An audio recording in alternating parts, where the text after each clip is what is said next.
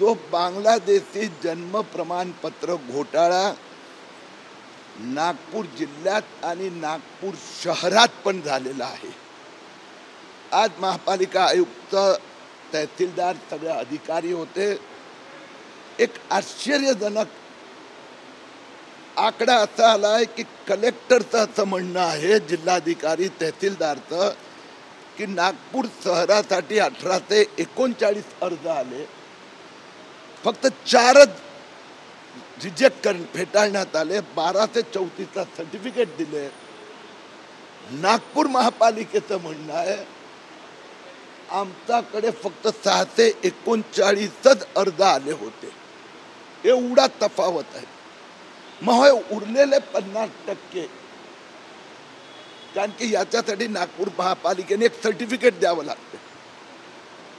तहसीलदार म्हणतो 1234 लोकांना आम्ही आदेश दिले, हे म्हणतात आम्ही फक्त 639लाच NOC दिली होती। आणि म्हणून याची व्यवस्थित चौकशी करण्यात ते दोघांनी आश्वासन दिलेलं आहे। सर, काय वाटतं, म्हणजे हे सगळे जर NOC दिलेले असेल तर हे कागदपत्र कुठून आले, बोगस कागदपत्र आले, कोणी मोठ्या प्रमाणात महाराष्ट्रात 2,23,000 जे अर्ज आले त्यातनं 1,00,000 अर्जाचे डॉक्युमेंट फेक आहे, फोर्जरी आहे।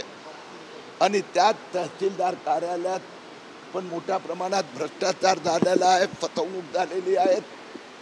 म्हणून देवेंद्र फडणवीस सरकारने याला स्थगिती दिली होती। आज मी पुसदला गेलो होतो, पुसदला पण आता गुन्हा दाखल करीत आहेत। आतापर्यंत महाराष्ट्रात 20 तहसीलमध्ये गुन्हे दाखल करण्यात आले आहेत। मला असं वाटतं की नागपूर तहसीलची पण ही स्थिती होणार आहे। आणि त्यामुळे याचा पुढच्यासाठी जे SOP स्टँडर्ड ऑपरेटिंग गाईडलाईन जे टाकण्यात आले आहेत यात आता बांगलादेशीला मिळणार नाही, पण जे लाख बांगलादेशी धुतलेत त्या प्रत्येकांना पकडून बांगलादेश पाठवलं जाणार। सर, आता 1200 कागद जे तुम्ही म्हणताय जे NOC जे मिळाले नाही असे आहे, त्यापैकी 600 कागदांना NOC नाही आहे, हे कागदपत्र जर बनावट असेल तर त्याची चौकशी कशी केली जाणार आहे, पुढची प्रक्रिया काय असणार आहे, रद्द केली जाईल? आता 1234 लोकांना नागपूर तहसीलदारने आदेश दिले। नागपूर महापालिका म्हणते आम्ही 639लाच NOC दिली होती।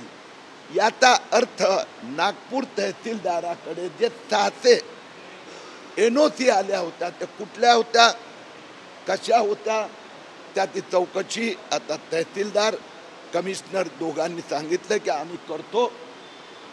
नागपूर महापालिका आयुक्त कलेक्टरशी बोलणार, तर याची चौकशी झाल्यावर कदाचित पुढच्या आठवड्यात मी परत येणार आणि जर यात घोटाळा सापडला तर गुन्हा दाखल होणार।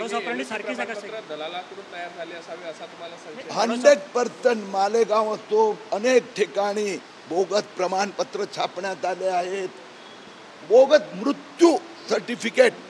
म्हणजे मी तुम्हाला 30 वर्षाचा सुफियान मालेगावचा, तर मालेगावचा रजिस्ट्रार महापालिकेचा आणि मालेगावचा नायब तहसीलदार या दोघांनी मिळून त्याला दिलं 1.5 लाख रुपये डेथ सर्टिफिकेट दिलं, फेक डेथ सर्टिफिकेट। तर मोठ्या प्रमाणात ते झालेले आहेत। आता राज्य सरकारने SIT नेमली आहेत।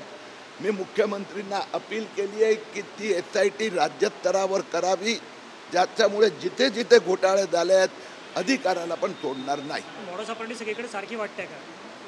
सगळीकडे मॉडस सर्टनली मॉडस ऑपरेंडी कारण असं आहे की डिझाईन आहे। आता महाराष्ट्र आहे, या 2,23,000 अर्ज आले, त्यात आम्ही काढले 1,000हून अधिक, तर 54 गावात। ह्या 54 पैकी 52 शहरं फक्त मराठवाडा आणि विदर्भात आहेत। मग यांनी कॉन्सन्ट्रेट केलेलं आहे। तर या सगळ्यांची चौकशी होत आहे।